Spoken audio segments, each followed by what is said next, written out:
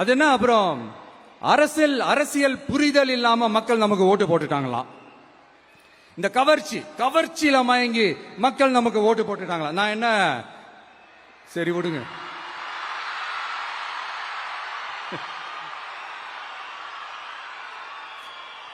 மக்கள் அவங்களுக்கு ஓட்டு போட்டா அந்த மக்கள் நல்லவங்களாம், அதே மக்கள் நமக்கு ஓட்டு போட்டா அந்த மக்கள் கெட்டவங்களா? தற்குறியா? இதே மக்கள் தான் இத்தனை வருஷமா உங்களுக்கு ஓட்டு போட்டுட்டு இருந்தாங்க.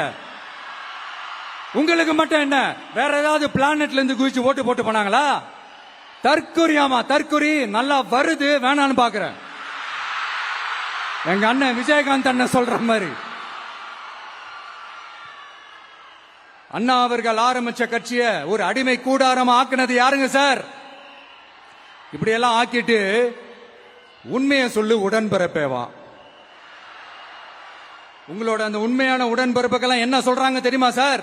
திமுக இப்படி ஆனதுக்கு காரணம், அந்த காரணத்தை வெளியில எல்லாம் போய் தேடாதீங்க, உங்க குடும்பத்துக்குள்ளேயே கேளுங்கிறாங்க.